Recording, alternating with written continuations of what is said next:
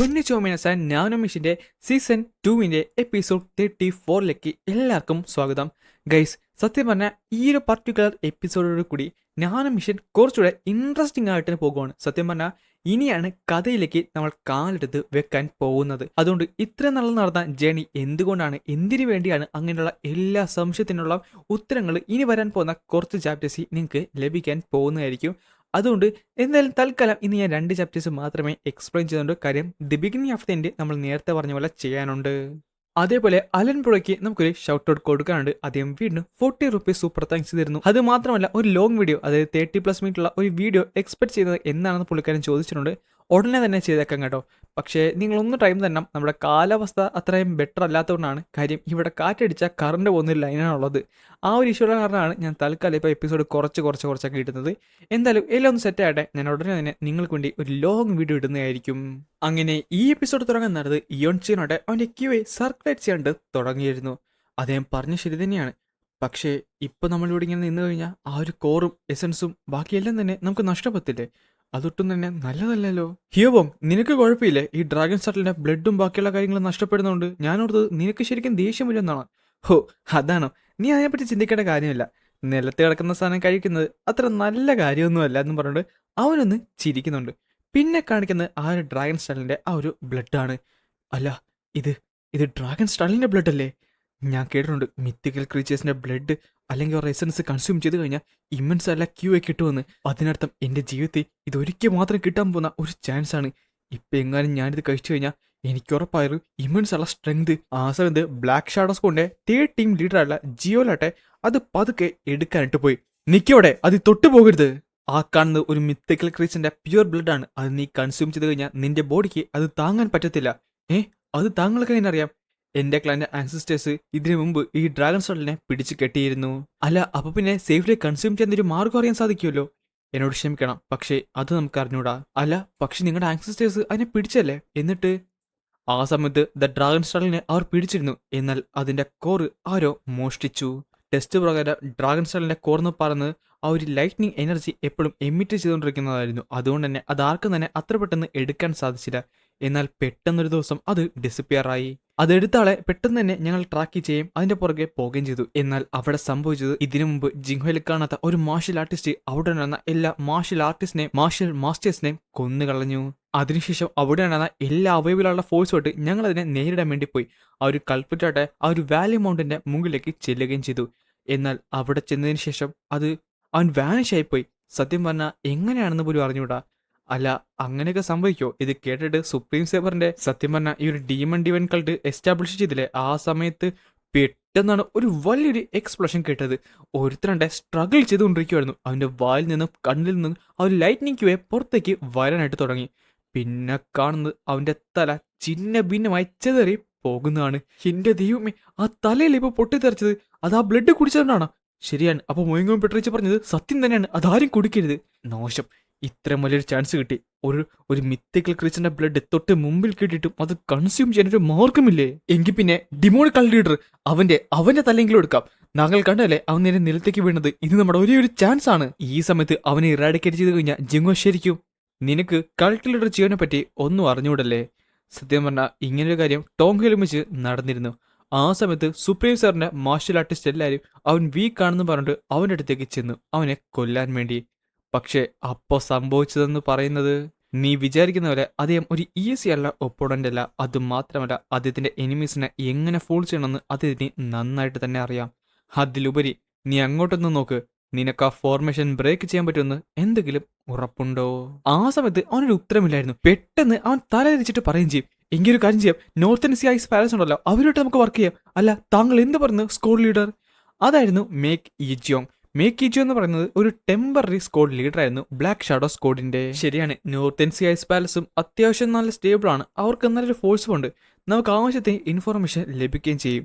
അതുമാത്രമല്ല, എനിക്ക് ഡാർക്കിങ്ങിനെ കുറച്ചു നേരത്തേക്ക് ഹോൾഡ് ചെയ്യാനും പോസിബിൾ ആണ്. എങ്കിൽ പിന്നെ, പക്ഷേ നീ അവിടേക്ക് നോക്ക്, നോർത്തേൺ സീ ഐസ് പാലസ് മറ്റൊരു കാര്യത്തിൽ കംപ്ലീറ്റ്ലി ഫോക്കസ്ഡ് ആണ്. ആ സമയത്ത് ആ ഒരു ഡ്രാഗൺസ് ബ്ലഡ് ഉണ്ടല്ലോ, അതെല്ലാം തന്നെ അവർ ശേഖരിക്കാനായിട്ട് തുടങ്ങി. എനിക്കറിയാം ഇത് ഡയറക്റ്റ്ലി കൺസ്യൂം ചെയ്യാൻ പറ്റത്തില്ല. തൽക്കാലം ഇതിന്റെ ഒരു എസൻസ് കംപ്ലീറ്റ്ലി വേൺ ഔട്ട് ആകുന്നവരെ നമുക്കിത് ഫ്രീസ് ചെയ്ത് വെക്കാമെന്നുണ്ട്. അവരിത് ഫ്രീസ് ചെയ്ത് മറ്റൊരു സ്ഥലത്തേക്ക് മാറ്റി വെക്കുന്നുണ്ട്. അല്ല, ഡിമോണിക്കൽഡും മുറുമലൻസും ഒന്നും തന്നെ ചെയ്യുന്നില്ല. ഇത് നമ്മുടെ ഒരു ചാൻസ് അല്ലേ? സ്കൂൾ ലീഡർ ബേക്ക് എത്രയും പെട്ടെന്ന് 5th എലറിലേക്ക് ചെല്ലും. അതേപ്പോ ആ ഒരു ടർട്ടിൽ മൗണ്ടിന്റെ അകത്തുണ്ട്.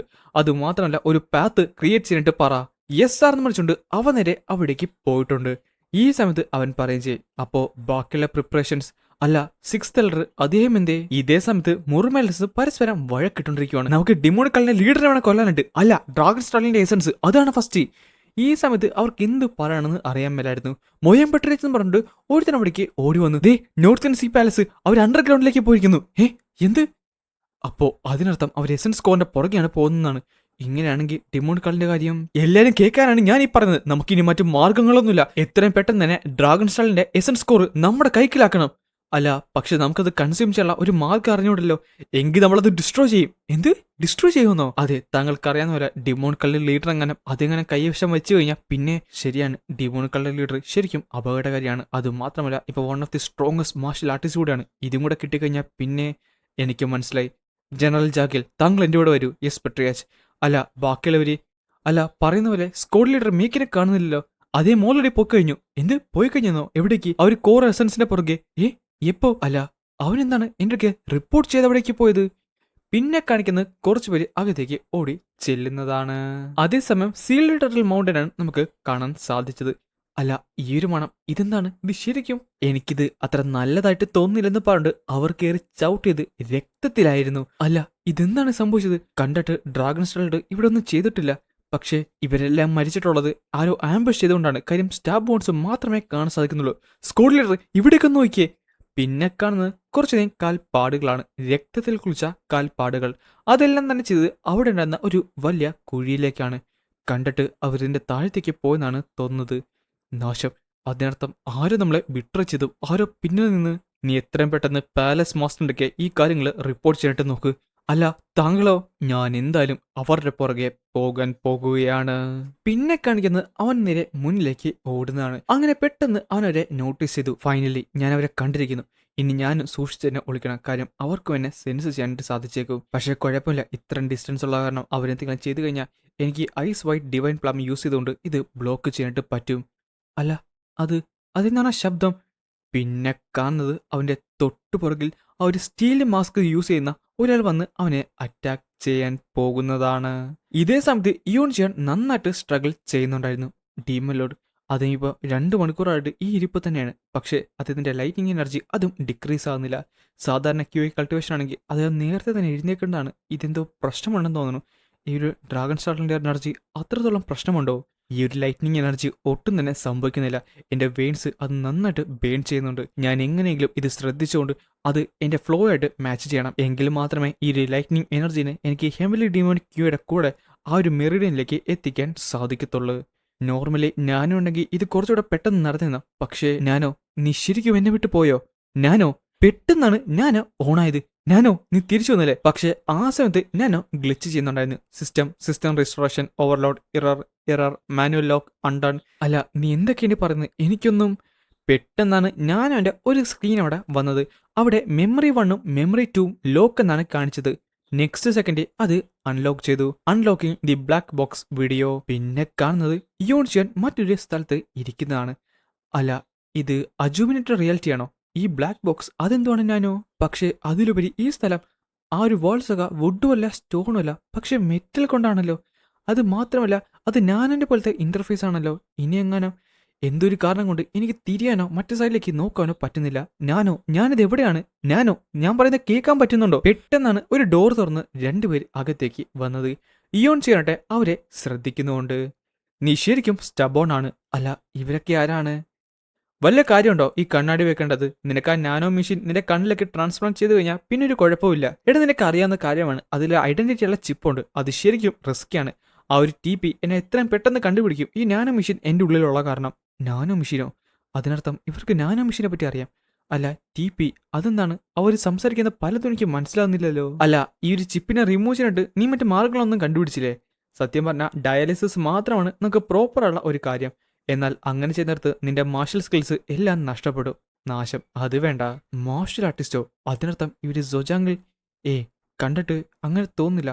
അത് മാത്രമല്ല, അവനെ കണ്ടിട്ട് ഇനി അവൻ ജിങ്ഹയിൽ ആരെങ്കിലും ആണോ? അല്ല, അപ്പൊ EMP യൂസ് ചെയ്യുന്നത് അത് നല്ലൊരു ചോയ്സ് ആണ്. പക്ഷെ നിന്നെ പോലുള്ള വിഡ്ഢികൾക്ക് പറഞ്ഞിട്ടില്ല എന്തേ ഇലക്ട്രിക് ഷോർക്ക് വർക്ക് ആകത്തില്ലേ?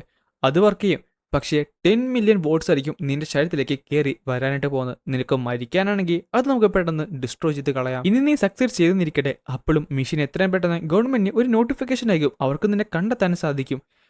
എന്തായാലും ഒരു ഉടനെ തന്നെ കണ്ടെത്തും. വലിയ താമസമൊന്നുമില്ല. അല്ല, അവരോ? ആറ് കാര്യമാണ് ഇവര് പറയുന്നത്? എന്നെ എന്തായാലും ഈ TB വീണ്ടും വീണ്ടും ചേസ് ചെയ്തുകൊണ്ടിരിക്കും. പ്രത്യേകിച്ച് ആ സമയത്ത് അവനട്ടെ നേരെ ഇയുന്റെ തൊട്ട് മുമ്പിൽ വന്ന് നിന്നു. എന്നിട്ട് ഇയുന്റെ അടുത്തേക്ക് ചെന്നു അവന്റെ മുഖാമുഖം വന്ന് നിൽക്കുന്നുണ്ട്. അല്ല, ഇതെന്താണ്? ഇവനെ കണ്ടിട്ട് ശരിക്കും ഒരു സിമിലാരിറ്റി എനിക്ക് തോന്നുന്നുണ്ടല്ലോ. പെട്ടെന്നാണ് അവൻ കൈ ഉയർത്തിയത്. എന്നിട്ട് ഇവന്റെ ശരീരത്തിലേക്ക് അവൻ കൈയിട്ടു. അല്ല, ഇത് അപ്പോഴാണ് ഇയോന് ആ ഒരു സത്യം മനസ്സിലാക്കിയത്. എനിക്ക് ഇപ്പോഴാണ് മനസ്സിലായത് എനിക്ക് എന്തുകൊണ്ടാണ് അനങ്ങാൻ പറ്റാഞ്ഞതെന്ന്. കാര്യം ഇതൊരു വീഡിയോ ആണ്. ഇതാണ് the 7th generation of nano machine. കാര്യം ഇത് നാനോ മെഷീന്റെ പെർസ്പെക്റ്റീവാണ്. ചുരുക്കം പറഞ്ഞ മോഡേൺ സയൻസിന്റെ പിന്നക്കൾ എന്ന് തന്നെ പറയാൻ പറ്റൂ. ഈ ഒരു നാനോ മെഷീനെ ഈവൻ TBക്ക് പോലും ട്രേസ് ചെയ്യാനായിട്ട് പറ്റത്തില്ല. ഉള്ളത് പറയാലോ, ഇത് നീ അങ്ങനെ പുറത്ത് വിട്ടു കഴിഞ്ഞാൽ നിനക്ക് നോബൽ പ്രൈസ് കിട്ടും കേട്ടോ. പിന്നെ നോബൽ പ്രൈസ് അത് ഇല്ലീഗൽ റിസർച്ചും പിന്നെ സ്റ്റോളിനുള്ള മെറ്റൽസും കൊണ്ട് ക്രിയേറ്റ് ചെയ്തതാണ്. ശരിയാണ്, മെറ്റൽ. അതിന്റെ പേര് ജി കൊണ്ട് കണ്ടില്ലേ?